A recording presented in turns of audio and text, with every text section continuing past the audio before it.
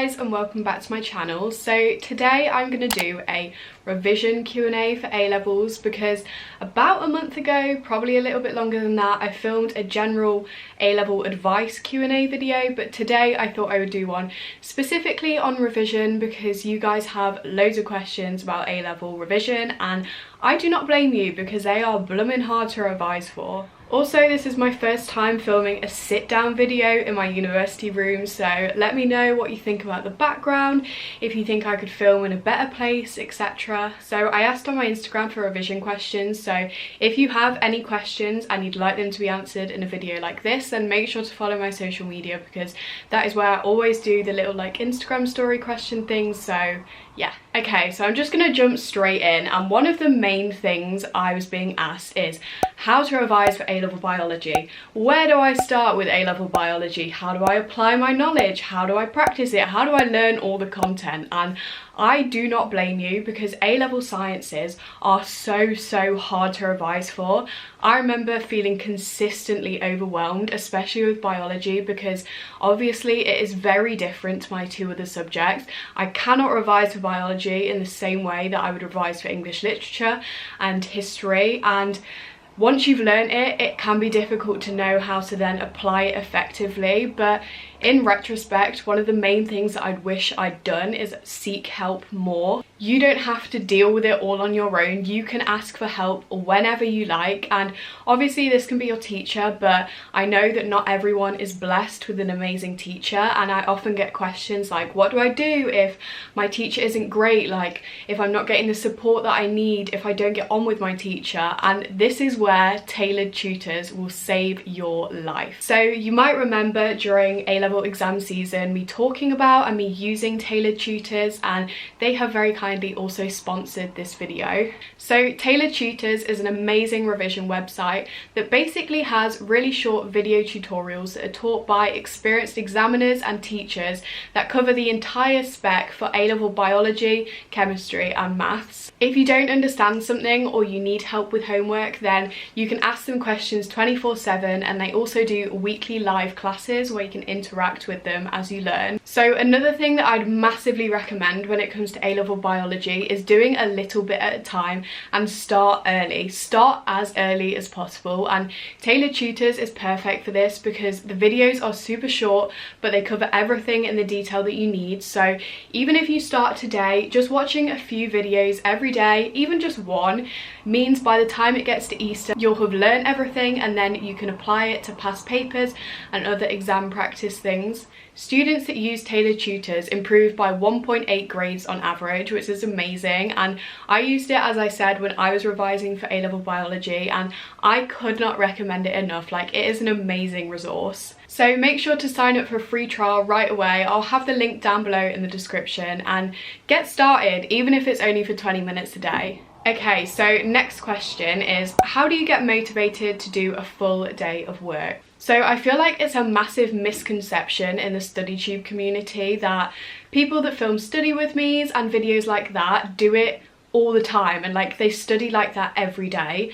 And especially during A-levels, yes, I uploaded study with me's that had like 6 hours revision in them, but I definitely did not do that every day. And what motivated me to do a full day of work is not doing a full day of work the day before. I could not do 6 hours every day. Like, I just don't work like that. So what motivated me is relaxing more the day before. Say just do like 3 hours, 4 hours, and then if you want to go in and you want to have like a full day of revision, then you can do that the next day because you're well rested. Because if you try and do that every single day, you will just burn out. Like, that is another question that I get a lot as well, like, how do I avoid burning out? And the answer to that is don't push yourself too far. So if you do want to do a full day of work, then make sure you're balancing it with more relaxing activities, or you're doing something calmer the day before, etc, etc. Also, make sure to make a to-do list at the start of the day. This honestly helped me so much. If you know what you want to achieve that day and what exactly you need to do, then you are more likely to do it than if you just sit there and sort of do things willy-nilly. So the next question actually is, how do you ensure that you don't overwork and become burnt out? This is something I definitely struggled with at A-level, and As I said in the previous question, I think it's just about balance, not working yourself too hard but doing the right amount of work. You don't need to push yourself over the edge. I learned this especially at GCSE. You do not need to make yourself ill in order to pass or get the grades that you need. Like, it doesn't work like that. Ruining your mental health, I say this so much, but ruining your mental health is not worth it for A-levels or GCSEs or any qualifications. So try to avoid burnout by just balancing, taking the day off if you feel unproductive, just taking a break. Like, there is nothing wrong with taking a break. How do you remember content when there is literally so much your mind could explode? Okay, I feel you on this, and my best piece of advice for like dealing with the amount of content at A-level is just to try and break it up when you're revising. So don't look at like the whole specification for biology and go, oh my god, like there's so much to learn, I'm never going to be able to revise all of this, because you're never going to be able to revise all of it in one sitting. You're never going to be able to learn all of it in one sitting. You need to break it up into manageable chunks. So just dealing with like a little bit of the content every day. So today I'm going to focus on this section, then tomorrow I'm going to focus on this section, and then before you know it, you will have covered everything, because yes, there's loads, but it's manageable. Like, by the end of A-levels, I had learned all of it. My friends had learned all of it. Like, people across the country do manage to learn all the content. And I know at the start of the year, it can seem so daunting, but just trust me, if you keep chipping away at it, by the end of the year, you will get there. How do you remember dates for history and specific facts? So for me, flashcards were the most effective for things like this, and also for dates I made a timeline as well, but then I also made flashcards from that. But having that visual timeline, I don't know if you remember it, you might have seen it in the background of videos during my A-levels, but they were on my wardrobe, and just like sitting there when I was blow drying my hair and stuff, just seeing them, just like reading over them, things like that can really help. But yeah, for specific facts, I'd always recommend flashcards, I think, because I think they're the most effective way to learn like little bits of information, also more information. I wrote up my entire history specification onto flashcards, and that's how I learned. So yeah. The next question is, how do you stay focused at all times when studying? I don't. That is the answer to that. I like to be completely realistic when answering these questions, and the answer to that is no one stays completely focused. That is a myth. I know it looks like it in study with me's and time lapses of people studying, but it's different when you're filming yourself, because you know if you get distracted then you're going to be caught red-handed because it's on film. But people lose focus all the time. It's only natural as a human to get distracted by things and not fully focus all the time. But things that I did to try and keep as focused as possible is I use the app Forest, which is like a timer app, and it basically means that like it's hard to explain, but it plants a tree for a certain amount of time, and if you go onto any other app on your phone, like social media or anything like that, it will kill the tree. But if you stay focused for the whole time, then the tree will grow and you create a little forest, etc. Also, just eliminating any distractions, and if music works for you, then listen to music. I never really listened to music until it came to exam season, and then I really got into it. So there's some great playlists on Spotify, such as music for concentration. I think there's like specific study playlists. I know Jack Edwards and Eve Cornwell both have amazing study playlists that I listen to and I really like, so anything like that I would recommend. But do not worry if you lose focus, and if you are losing focus a lot and you're becoming really unproductive, then just take a break, because if you just take a break you will come back to work just so much more focused and so much more productive, because you've allowed your mind to rest and all of that. Okay, the next question is, what time did you stop revising at night? Personally, I work a lot better in the mornings, so if it was at the weekend, for example, I would try and do the majority of my work in the morning. But then, yeah, school nights, I would try and not work past 9 p.m. I know that's really early, but honestly, past that time, I just will not do anything productive. So yeah, I stopped around 9 every night. It was very, very rarely that I did work past that. I did do it a couple times, but as I said, like, I am not very productive past that time. My brain just starts to switch off. So yeah. What resources did you make as you went along? So I think I've mentioned this in other videos before, but I made flashcards as I went along. I did this for biology and I did this for history, and honestly, it is a lifesaver.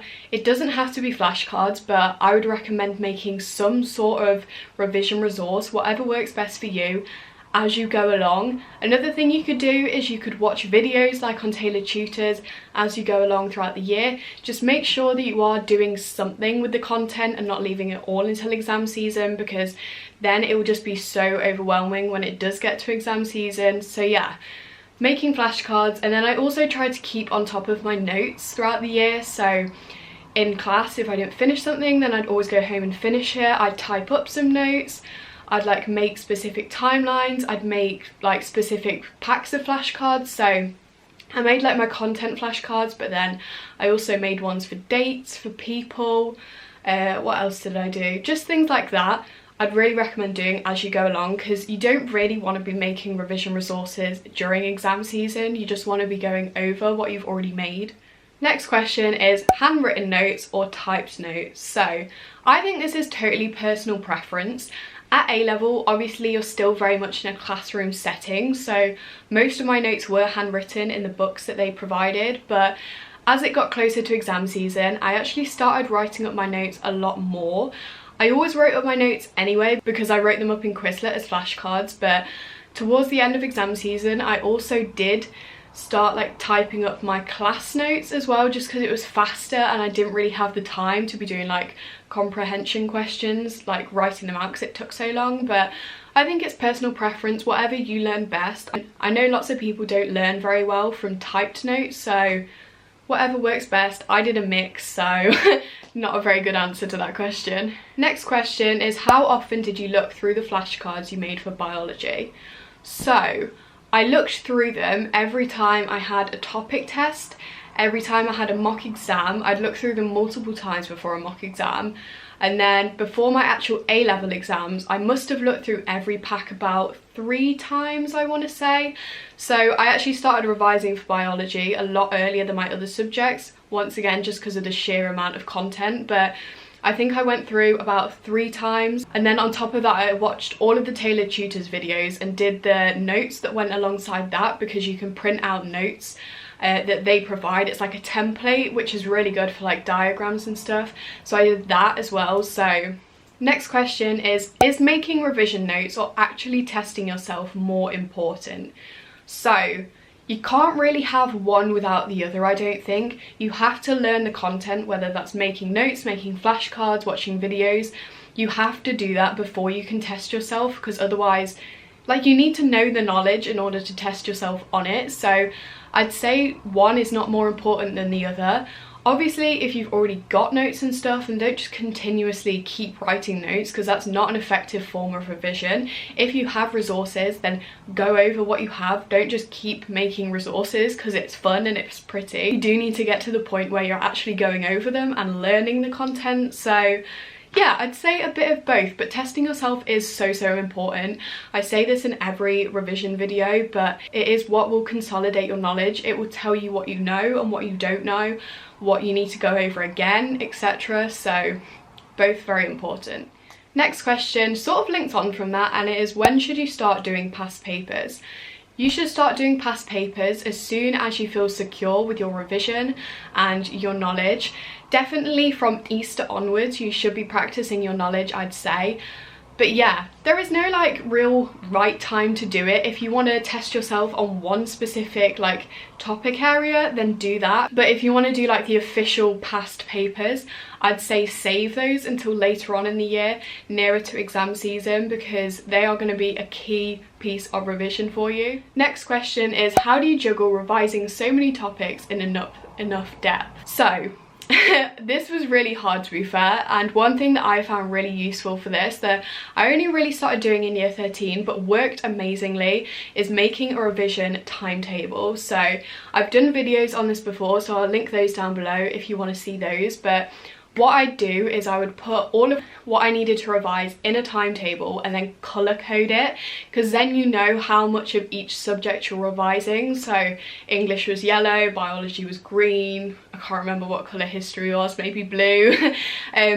And then you can visually see how many hours of each subject you're doing comparatively. So if you need to focus on one more than another, then you know you're doing that. Or if you want to balance them like I was trying to do, then you can see how much of each you have. So yeah, I'd recommend timetabling for juggling like the different subjects. Next question is, how early should you start revising? I don't think there is such a thing as early. I think the sooner the better, really. Even if it's just doing little things like I said earlier, it will pay off, honestly. So revise from the start by making revision resources, going over the content, things like that. And then personally, I started going in at probably about around like March, April time before my exams. That is when I went exam season mode, but revise consistently because honestly it will pay off so much. Next question is, how do you choose what part of the course to revise first? So I think there's a couple ways you could go about this, because I know it's so daunting starting your revision because you really like, where do you start? But I think it depends. So you can either do it where you target what you know you're weakest at. So you could create a list of sort of priorities where if you know you're weakest at one like module over another, then revise that one first, and so on and so forth down the list of like from weakest to strongest, if that makes sense. Or you can just do it in chronological order, start from the start, whatever you want. But yeah, one of those I'd say. I can't remember what I did. I think I probably did a mix, to be honest. Okay, so that is all the questions that I'm going to be answering in this video. I really hope that this was helpful and that you enjoyed it, and if you did, then make sure to give it a like, subscribe and follow my social media, which will be linked down below in the description. Bye guys!